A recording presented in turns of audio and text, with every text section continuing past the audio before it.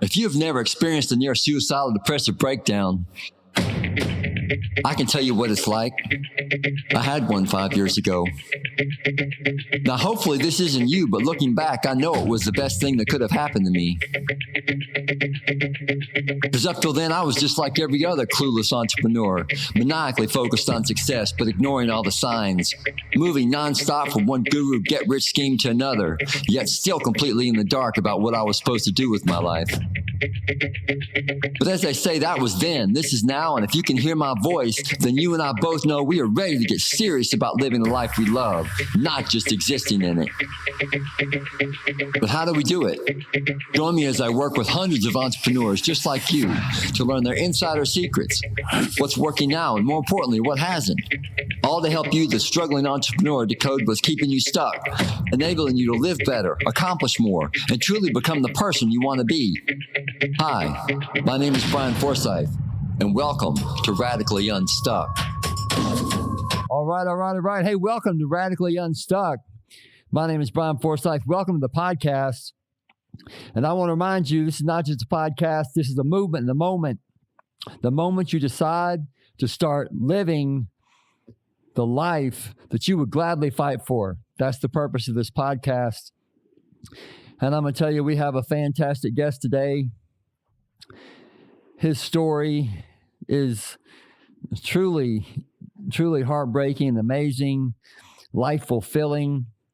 He is absolutely going to shock you and hopefully help you start moving towards that life that you would gladly fight for. And with that, I want to bring on Oleg Lougheed. Mm-hmm. And if you would, Oleg, just go ahead and tell us a little bit about yourself and kind of why you do what you do. Absolutely. Well, first of all, thank you so much for having me on your platform. And the other thing that I would like to give you credit is the pronunciation of the name. You nailed it. 100%. And it's a very rare thing to come across. And so I really do choose to embrace and celebrate the rather small victories in life that we can have. Sure. For me, the story and the experience and the background that I've had to this particular point of my life, it revolves around these themes of adversity and challenges and ultimately overcoming different obstacles and odds within my life. In fact, 3 years ago when I chose to start an organization, or as you described in your particular show notes, a movement, when I look at my life, I think of my life as overcoming odds. I think of my life as constantly being faced with different challenges and obstacles that I have to find ways to conquer and work through. And the biggest thing of all, to learn from. And that's the thing and the topic that you and I even discussed prior to hitting the record button for this particular show, is that I don't believe obstacles will ever go away. Yeah. In fact, I believe that as you continue to step into who you are and the journey that you're on right now, obstacles only get greater. What changed for me was that when I stepped onto this path of wanting to create a space for other people to be seen, to be heard, and to be appreciated, I realized that I started to view obstacles through a different lens. My relationship with adversity changed. I started to look at obstacles and challenges through the lens of, what am I here to learn? And what is this here to teach me? I think that's a very important point to start off this conversation with, because many of us have been impacted by COVID-19, by injustice, racial inequality. And so that question of what am I here to learn and what is this here to teach me helps reframe it in a way where we can continue to become students and be students of life. Because let's face it, in my opinion, life is the greatest teacher of all. The experiences that you're going to be given may or may not happen in any other way. And so when I look at my life and the experiences that I was given from a very young age, And that is being born in a relatively small town. I still call it small, but I think it's 1.5 million. The reason why I call it small is because I have memories of being able to go from one side of town to the other in 20 or 30 minutes. Yeah, that is pretty small. But that story and that journey beginning in a town in Russia called Chubarkul. I'm glad I didn't have to. For my first. I'm glad I didn't have to pronounce that one. But I've lived there for my first 12 years of my life. And what I've learned over those 12 years was that there were so many decisions and so many sacrifices that I had to make in order to get to this point. And that is understanding how you live in a household with an alcoholic mother, a father who was in prison at the time of my birth, and a sister who was 18 years older and was put in a position to become my legal guardian. Oh, Those wow. challenges alone put me in a constant state of transition. They put me in situations where navigating and learning as quickly as I can was not only in my best advantage, but it was sometimes the only thing that I had. So I had to figure it out. I had to figure out where I'm going to sleep that night. I had to figure out what I'm going to eat that day. But what I will say is this. Today I'm 27 years old, living in Austin, Texas. And I look back at those first 12 years, and I'm grateful for each and every single one of the moments. And the reason why is because I believe it is all the moments that make up who I am today. Therefore, each and every single one of those moments has a lesson that I can walk away with. So as I look at my birth mom, according to the societal standards, she was an alcoholic, therefore a bad person, someone who wasn't able to take care of me. But I look at her, and when I forgave her, what I realized was that she was one of the people that actually passed on one of the biggest lessons to who I am today. And that is the ability to never give up, never quit, keep going, no matter how difficult the challenge may be ahead of you. The reason why I shared that story is because there were so many times when I felt like I was a victim of the situations. Yeah. And it was difficult to look through that lens, as your show states quite clearly, that hero's journey, looking at it through a different lens. And let's push that topic even farther, beyond the hero and the victim. Complete bystander. What would a person walking down the street think as they passed on a situation where there might have been verbal or physical abuse?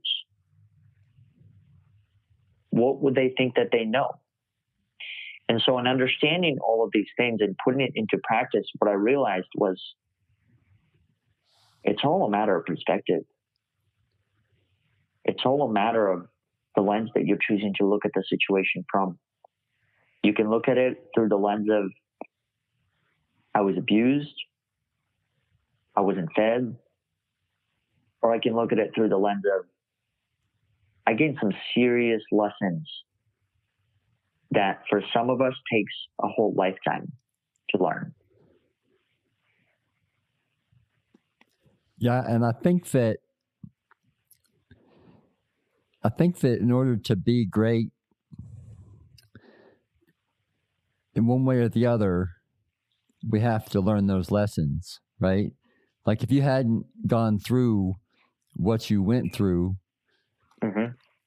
I don't think you would be where you are. Mm-hmm. And it's so hard. What I'm interested in is the process that, you know, like just a little bit of the process of how you got to that point, to that bridge where you're dealing with the the horrors of this adoption, foster care, and then at some point your mindset shifted, and now you're Oleg, and you're doing TED Talks, and you've sort of turned the corner. So I'm curious what drove that. Like, was there a book, or did you just like sort of sat back and kind of considered it, or how did you arrive at that shift of perspective, so to speak? It's a great question. The way that I would answer that, or the way that I understand it, is this way. It all started with my personal desire of wanting to change. It all started with that inner fire in knowing that it can be different. So when I speak about books or movies that have changed my life in particular and helped me see differently, the titles that come to mind include Think and Grow Rich by Napoleon Hill, Rich Dad and Poor Dad by Robert Kiyosaki, The Alchemist. Oh, I love that book. That's one of my favorites. That book completely shifted my narrative and allowed me to understand that everything that I've been seeking and looking for, it's already within me.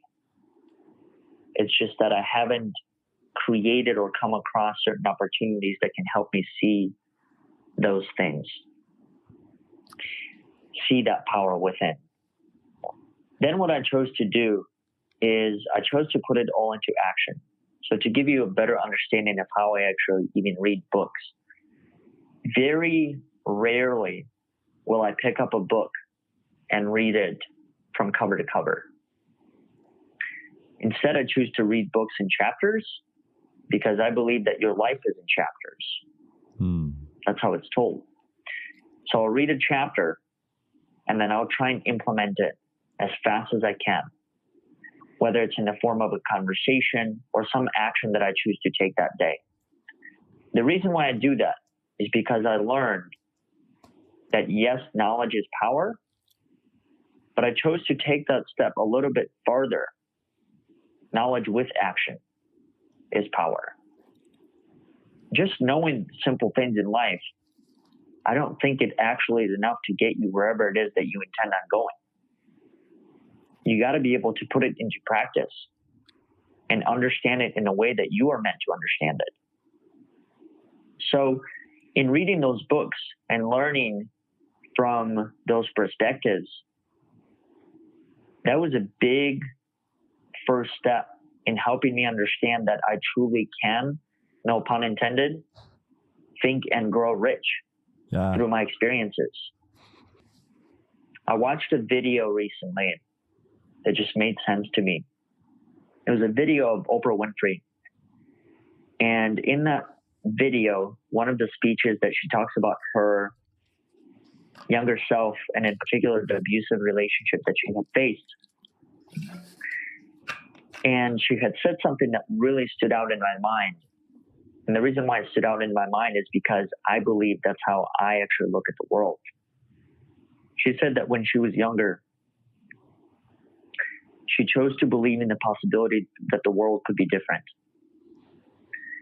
The reason why that message stood out to me is because even in today's day and age, as I look at the world, I look at it through the lens of not what it is, but for what I aspire it to be.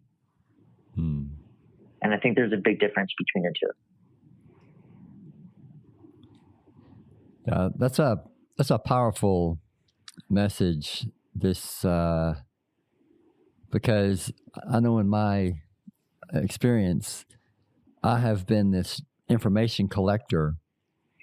Whether it was books, whether it was courses, content, and for the entrepreneur, somebody who's working towards building this life, hopefully of service in some way, it's so easy to sort of always be trying to find the next information. And so I really appreciate you highlighting this.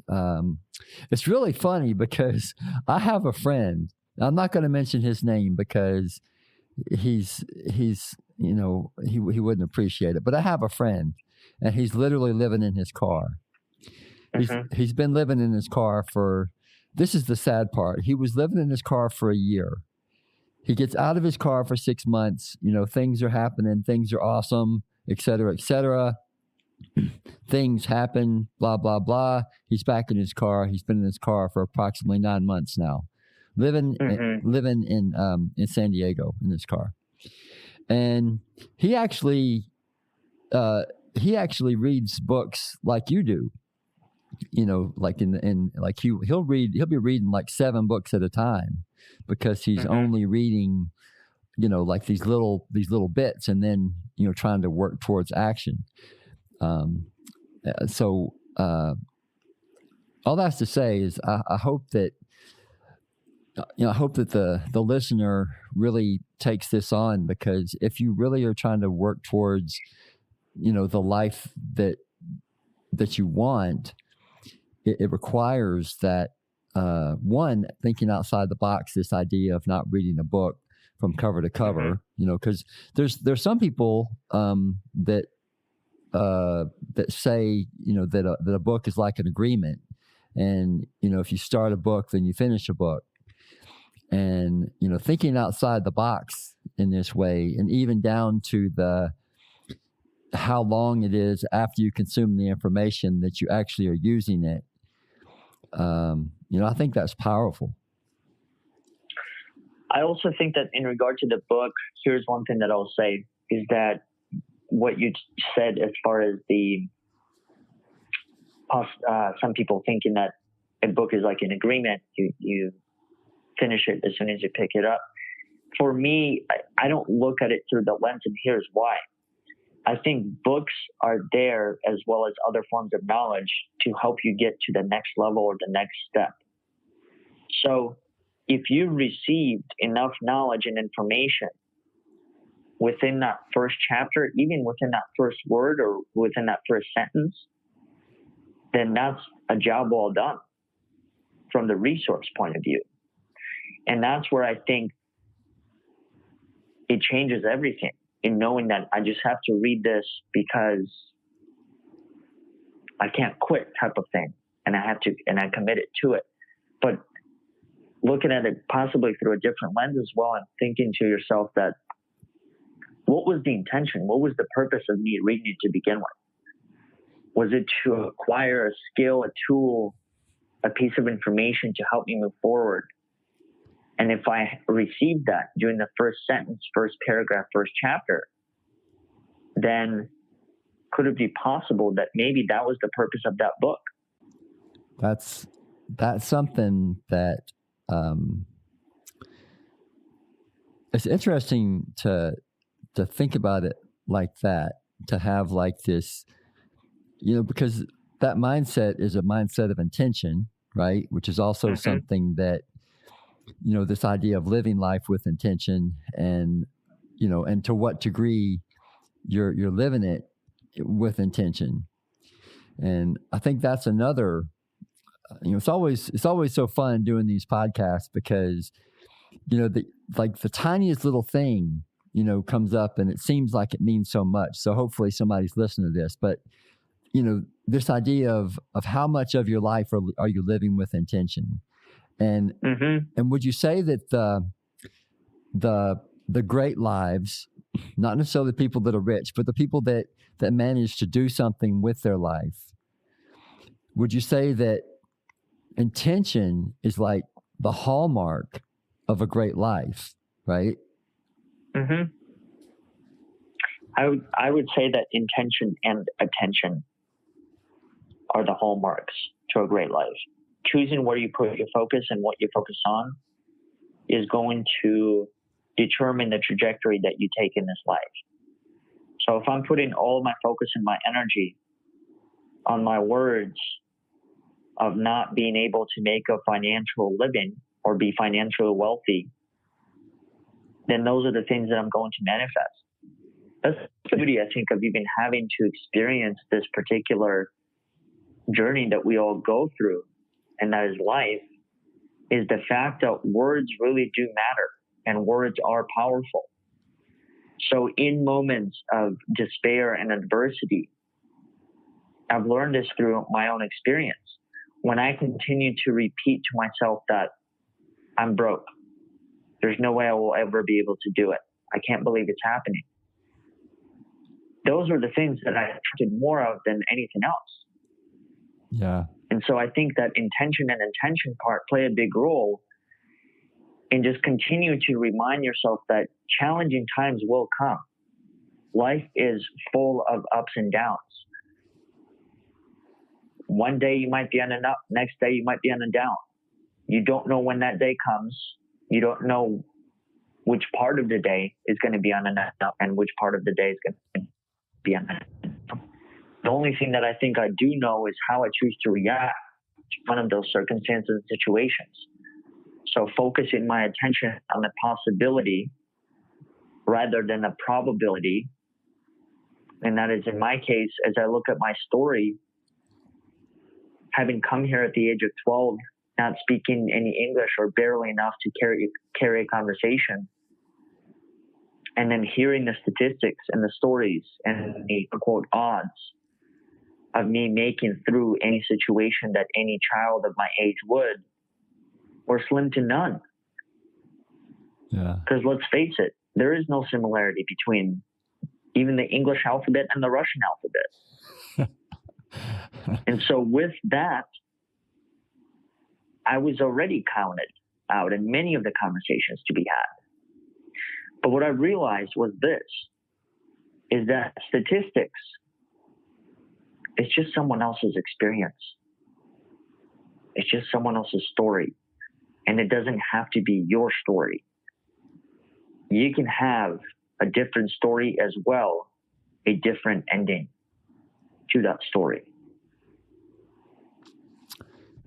Yeah, I think that's that point about statistics is so that's something that most people, it's so easy for people to quote statistics and many people like, oh, it's, then statistics are like, it's written down in stone somewhere, and how could that be wrong? And that's so true, that that statistics are, it's really you can take you can take information and bend it the way you want. Have you ever studied logic, like the actual like the rules of logic and all of that kind of stuff? No, I have not yet, at least. So you can, I took, I'm not a logic master by any means, but I took like Logic 1 in college. And so you actually learn how to take something that says like, the walls are black, and spin it around to say that the walls are gray. Like the rules of logic, by taking and the really weird thing is you can graph a paragraph or a sentence or whatever in these logic symbols, and it's really weird because you could take something 2 + 2 = 4, and through the rules of logic you can make it say 2 + 2 = 5 essentially, and that sort of informs the truth of statistics, and and also what is fact. Things get really fuzzy when you start talking about fact and opinion, and talking about the what the climate we have in this country right now.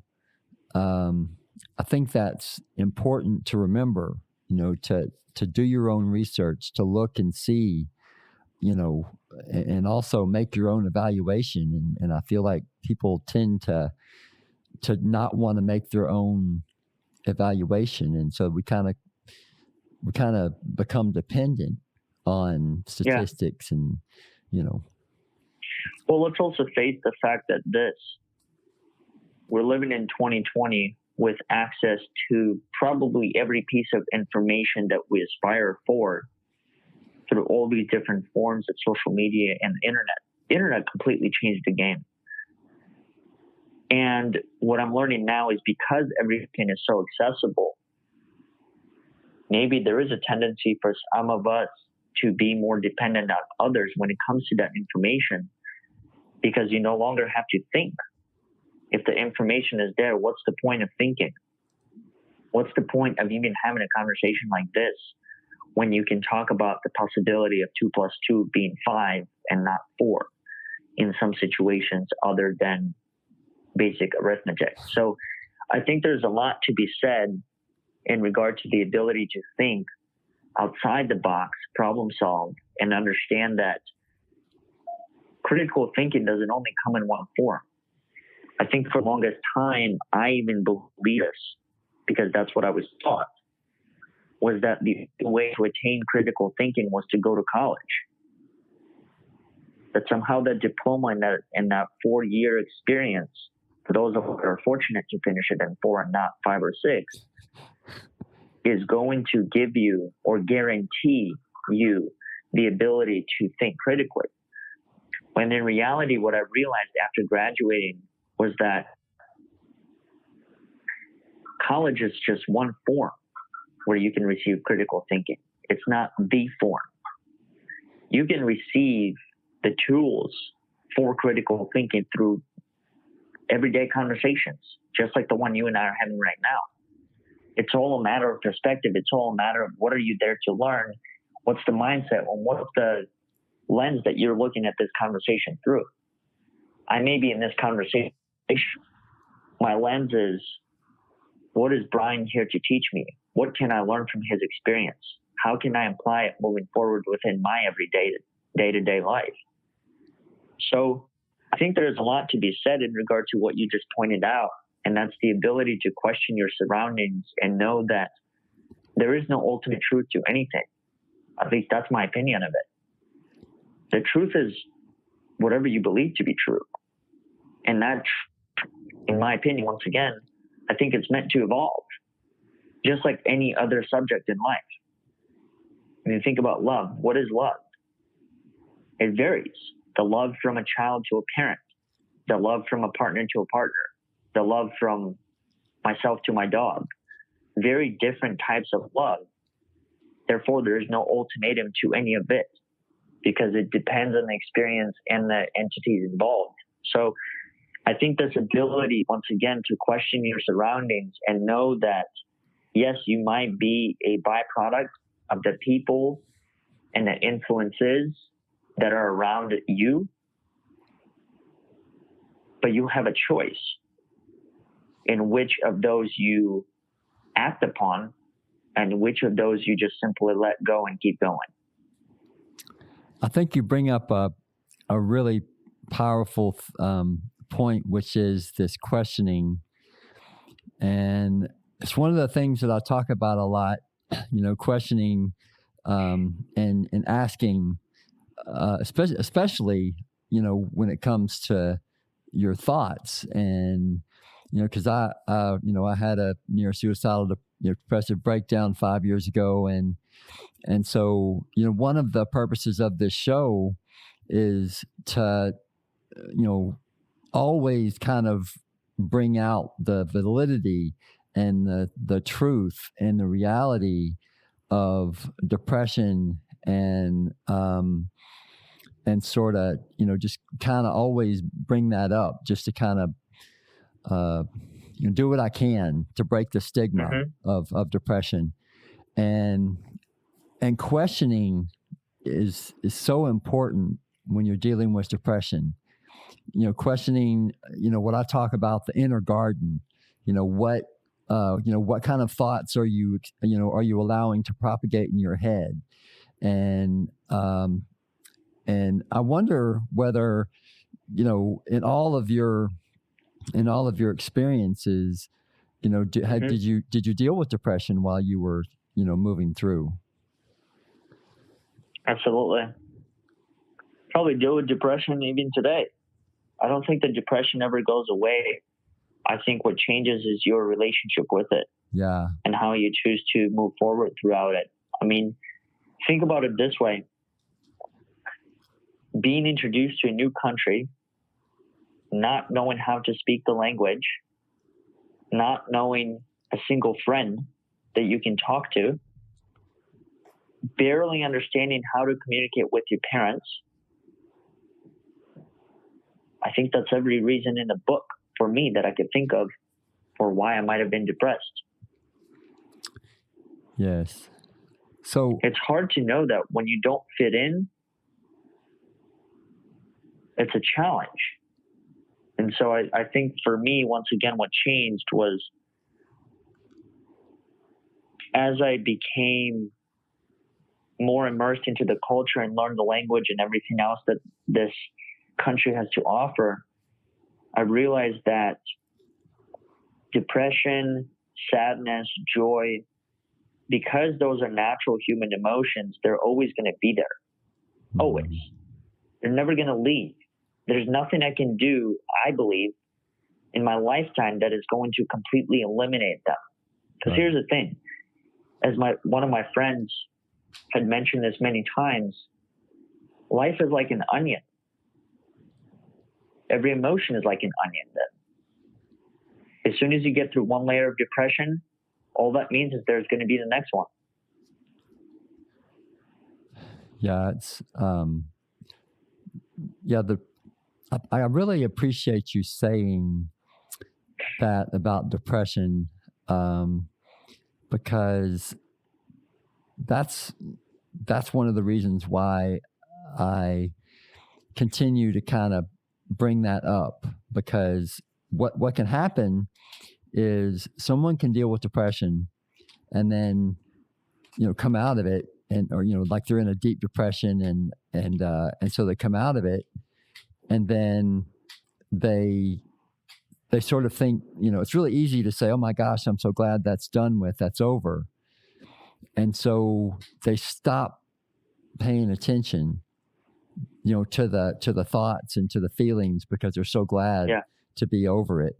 And that's one of the things that I'm always trying to get people to pay attention to, which is, you're right. In my experience, depression doesn't go away, but our relationship to it and what I call the triggers that it uses, you can take those away. And if you can really get very good at paying attention versus sort of turning away from it, if you can, make it like what I call it, my science experiment, where I watched it and, paid real close attention to its triggers and then lessen those one after the other, then eventually you can just kind of shrink it down until it,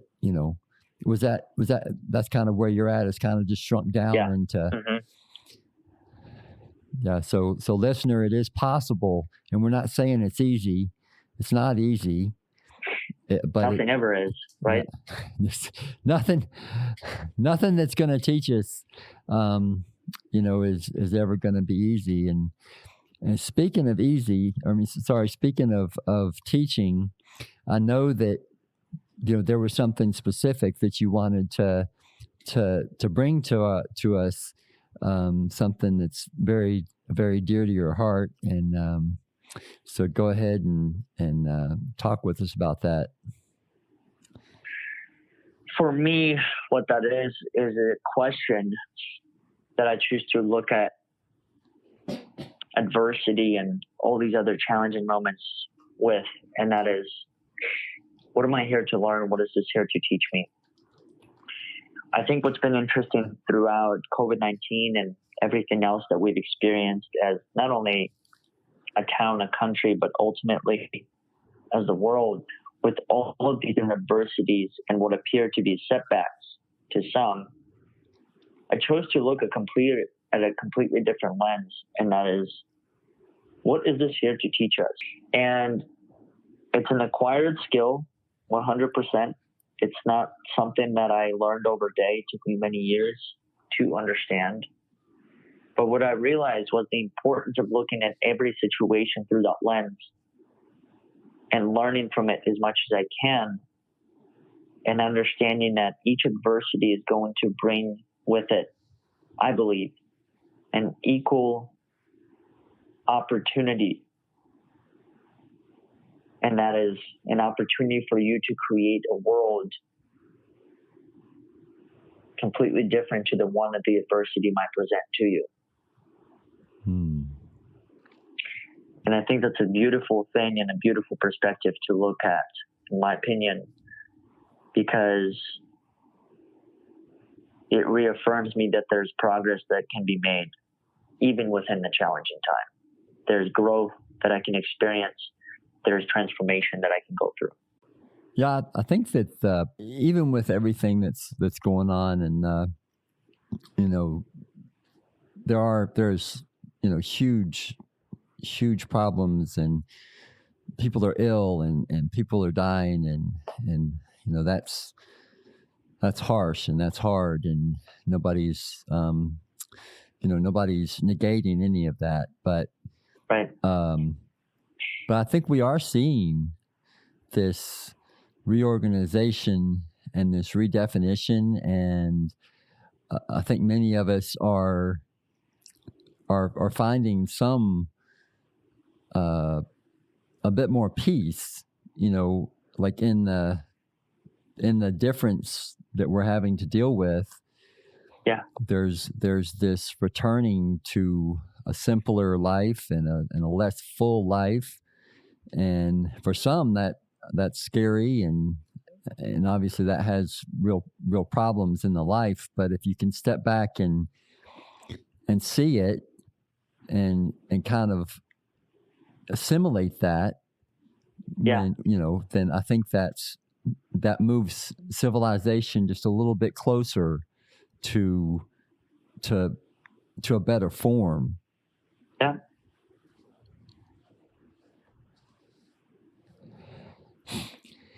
And so, talking about a better form, and we talked about different books that you've read, and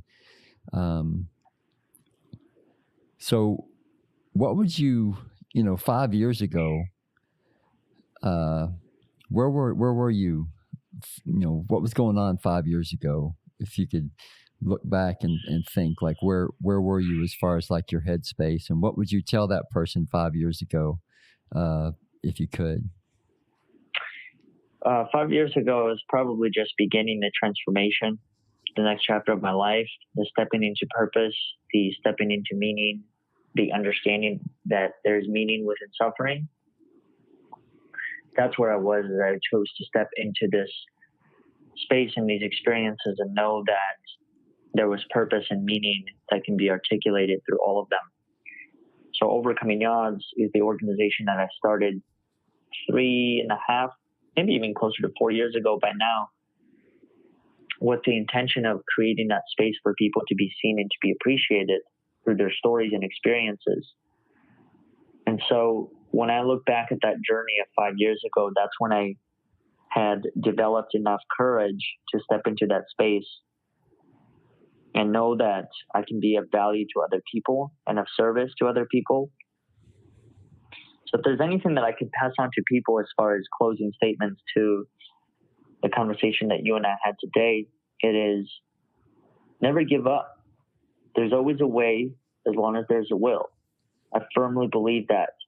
Whoever said that really spoke to me in volumes, in fact. And I believe that wholeheartedly because my life has been that.